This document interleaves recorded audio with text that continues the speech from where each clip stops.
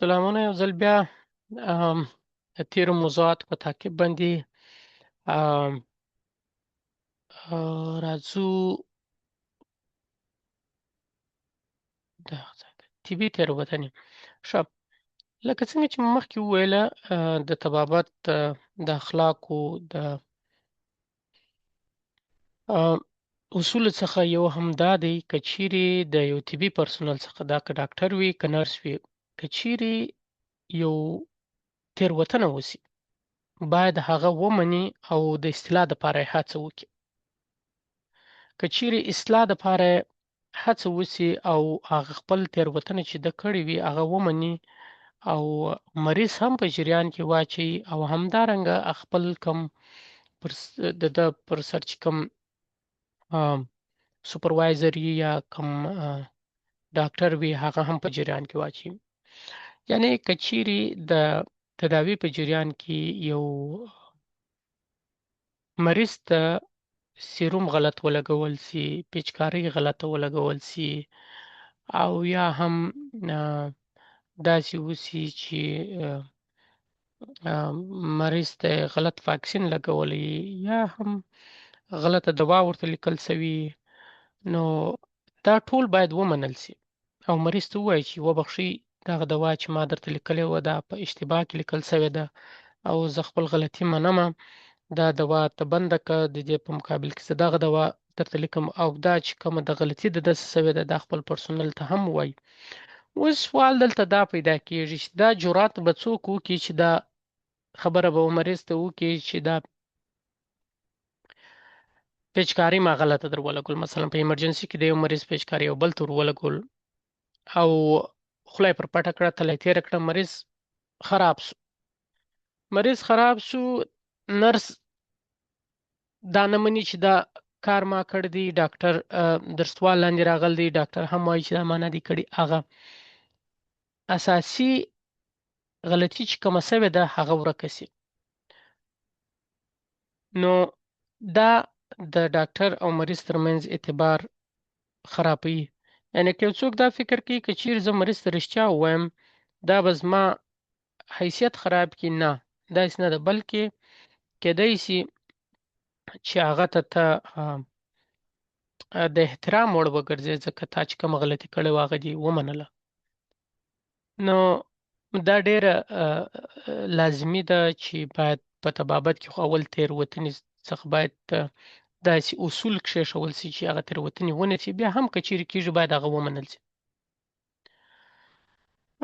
د طبابت اخلاق چې دي په ټوله نړۍ کې د طبي اخلاق د روغتیايي نظام د باور، عدالت او انسانیت بنسټ جوړوي. لکه څنګه چې ما مخکې پر دې بحث وکړي نو د طبابت اخلاقو ته ضرورت شته. ضرورت یې دا دی چې دا یو باور جوړوي د مریضانو او طبي پرسونل ترمنځ یو باور او اعتماد جوړوي.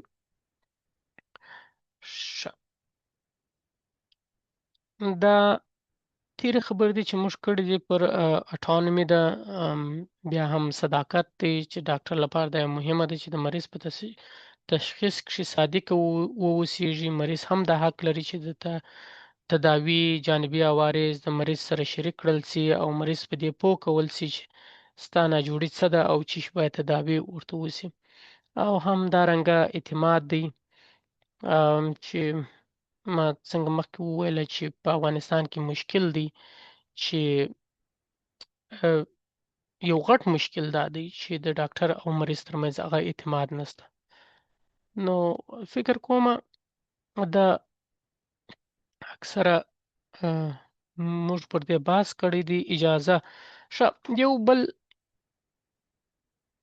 دا باندې ما مخکې بحث کړی وو، اجازه چې یعنې که چیرې تاسې د فزیکي معاینات اجرا کوئ، مثلا مریض ګوري، معاینه کوئ یې، مریض څخه باید اجازه واخلئ زه غواړم چې ستا معاینه وکړمه، یا موږ په عامه اصطلاح ورته وایو فزیکل اگزامینیشن کومه، یا مثلا فشار دې ګورمه او یا هم چې کله پیچکارۍ ورته لګوي، د مریض سره باید ډېر په احترام خبرې وسي او د هغه څخه اجازه واخیستل سي.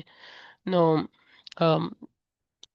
دا ډېر مهمه ده ځکه که چیرې مریض دا یو احساس کوي، ځکه مریض په درد کې دی، په تکلیف کې دی، کله چې ته د هغه سره په نرمښت او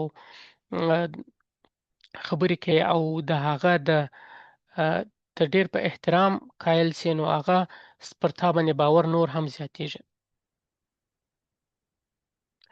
ښه، دا یو اصل دی چې اقتصاد باید په نظر کې ونیول سي.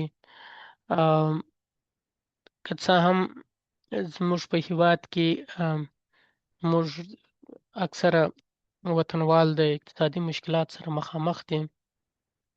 ام، او زموږ په هیواد کې بالخصوص په جنوبي ام، حوزه کې د دواو څخه خلک ډېر شکایت کوي چې ډاکټر ته ورغلمه پلنډه یې را په شا کړل.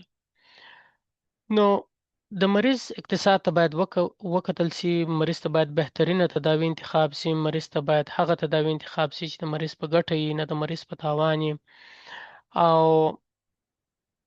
بې ځایه دوا نه ورکول. مثلا یو مریض د فنګسي ناجوړي لري او ته انټي بیوټیک ورته شروع کړي.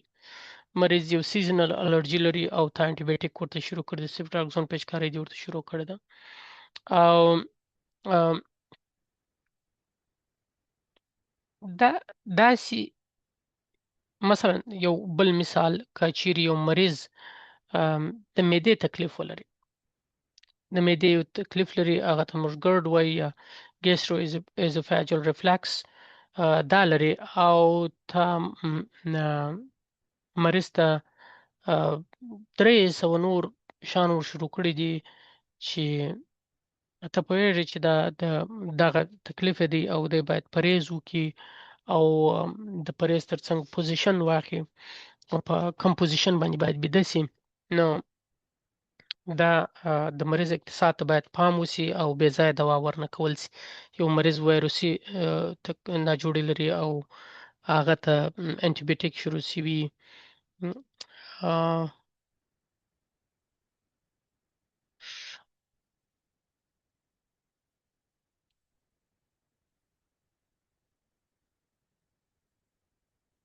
ښه، راځو عدم محرمیت. دا یو مهم اصل دی د طبابت د اخلاقو کې. موږ مخکې وویله چې باید د مریض راز افشا نه سي او مریض باید راز یې پټ وساتل سي او حتی خپل پرسونل سره شریک نه کړل سي.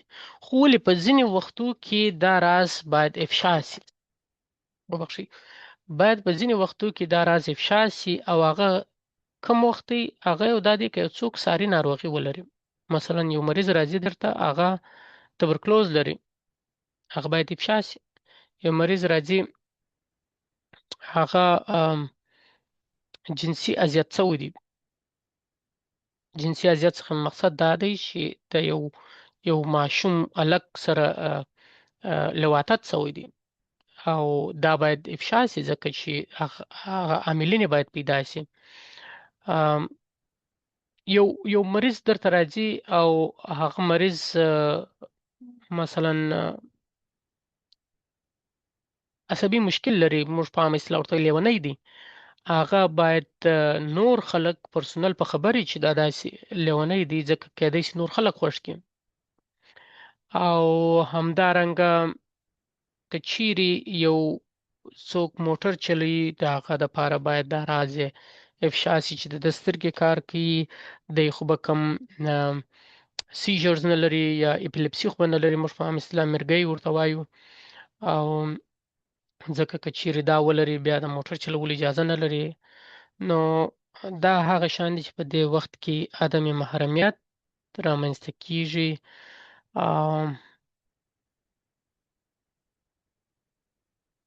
ښه، دا هغه شیان دي چې دلته په افغانستان کې نشته، خو فکر کوم د طبابت هغه ځینې مهم اصول چې وه هغه ما په دې څو لکچرو کې درته راټول کړي وه او هغه مې درته وړاندې کړه. د دې ترڅنګ نور لکچرونه هم انشاءالله زه درته برابروم او ستاسو سره به یې شریک کړم.